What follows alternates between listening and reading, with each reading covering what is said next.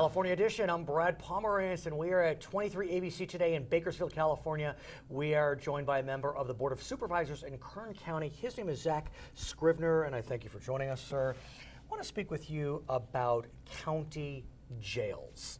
Okay. As we know, in the state of California, prisons are run by the state, jails by the county.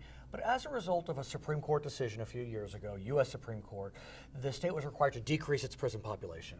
And that brought about what's known as Prison Realignment, AB 109, taking lower level offenders and shifting them from the prisons to the jails. Mm-hmm. How has that impacted Kern County? Well, originally you had opinions from law enforcement that you saw an uptick in crime because of that. Because more of the prison population going to the jails, which actually caused us to have to release prisoners that were already in the jails that would have served time, but instead were released. Sometimes they were on, sometimes there were programs where they were monitored, ankle bracelets, those kinds of things. And so that caused an immediate impact into our neighborhoods that law enforcement was seeing, property crimes, those kinds of things, things that would have been punished before, but they knew they weren't going to do time, and so there was less. It's interesting you talk about that, because obviously it's been about 3-4 years now, and the studies have come out. And the studies suggest that if there was an uptick, it was on what you just described, the property crimes. We haven't seen upticks in violent crime. True, those have been down. That's attributable, amen, amen.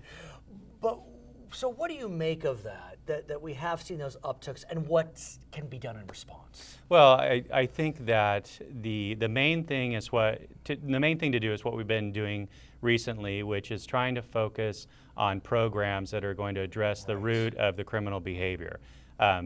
Drug addiction, mental health issues, mainly drug addiction. Here in Kern County, we have a huge problem with methamphetamine, like you do throughout the nation. But Kern County is a transit hub for methamphetamine coming up from Mexico and then being distributed throughout the nation, unfortunately, because of our highway infrastructure and the fact that we're a rural county.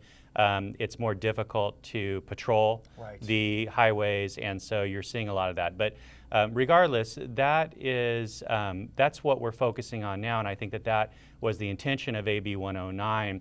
It's not just to push criminals into the local jails and take the problem away from the state. The state believed, and I think that they're correct, that the local governments were more equipped to deal with those types of treatment programs. And one could argue, if you're serving your time at home in Kern County, let's say, there's more of a support system. So well, it can be good or bad. I mean, obviously the home environment. That's a good point. I mean, you could find your old friends, and they could get you back into bad habits. But I'll give you an example. Here in Kern County, we have contracted with the company. Our AB 109 funding, just like all the other counties, it goes to a community corrections partnership, which is a group that involves the sheriff, DA, probation, one member of our board of supervisors, other members of the community. You this time? No, it's actually not. Okay. But we get reports from them all the time. But they figure out how the AB 109 money is going to be allocated. Some goes to the different county agencies, but we also contract with certain providers of services. One of them is a provider of a day reporting center. And so if someone is assigned to the day reporting, usually they're a high risk offender, violent crime. There can be a lot of reasons why you're high risk, but you can have a bad home environment, you can have drug addiction, whatever it is. Day reporting is just like it sounds. Every day you go in, you have counseling, you have drug testing, and then once you start to graduate through the program, that day reporting is reduced to 5 days, so then you get your weekends off, and then it goes to 3 days where you get to actually pick the days that you want to go in. But at the end result, there's a graduation ceremony. It's the folks are in it between 6 and 12 months, longer period if you're having trouble. Do the centers also provide job counseling? Yes, they do. Yeah, job counseling, job training, job placement, assistance with all those types of services. And so what you're trying to do is obviously break the cycle. Right.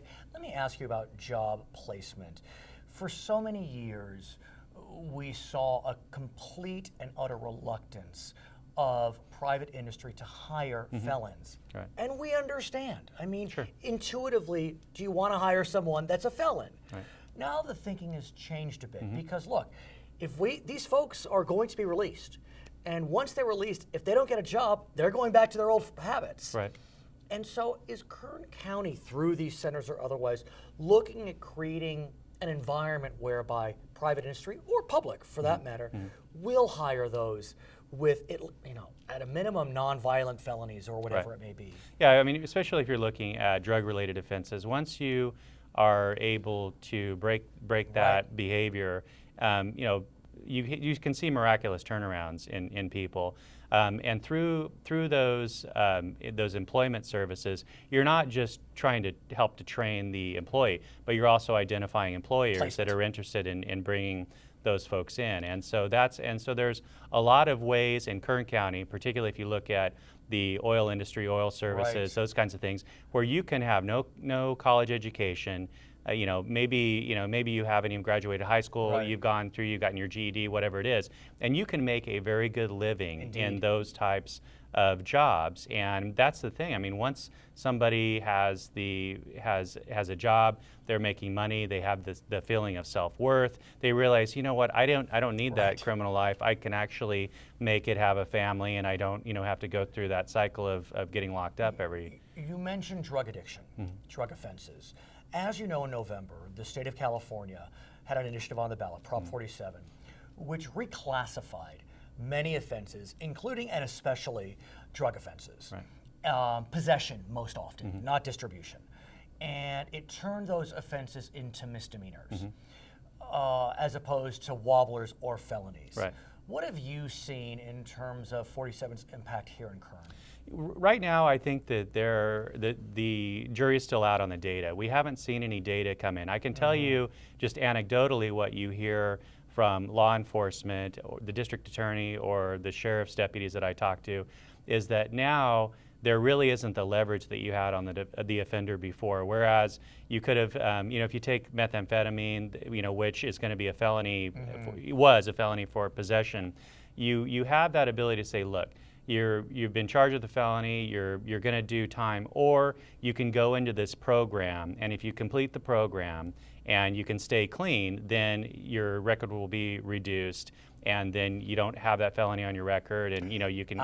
And so now you don't have that leverage. It's just misdemeanor. So that's one thing that I know that the DAs and the sheriffs are very concerned about. And I've heard that story up and down the state, that the drug programs, the drug courts, they're empty. I mean, they literally have Prop 36, PC 1000, whatever. Because of Prop 47, there isn't that opportunity for the DAs to negotiate those wobblers. And so what is the county doing then? Because you have all these great programs you want to put into place, but if they're not incarcerated, they're not going into a program, or if they're not charged with a higher level drug offense, they're not in the program. Is there still a way? It's much more difficult. And as I said, we're still evaluating and looking to see what the data is going to show. But we do have some in the Kern County Sheriff's Department that have actually taken upon themselves to try to reach out to those folks that they know are addicted to, say, methamphetamine, who are in that terrible cycle. And they have actually been working with the faith-based community and getting them involved in ministries that will help them to turn their lives around. But it's so much more of a one-on-one intensive effort, because then if they don't show up, if they don't show up to their next session, what's the recourse? And so you really have to depend on, I think, that interpersonal relationship between that specific officer and the person that they're seeing time and time again. Hey, are you ready to, snap out of it and turn your life around? Let's continue the conversation next time, okay? Sure. Great. He is Zach Scrivner. He is a member of the Board of Supervisors in Kern County. We're at 23 ABC in Bakersfield. I'm Brad Pomerance. Thank you so much for joining us on California Edition. It's fascinating. I mean,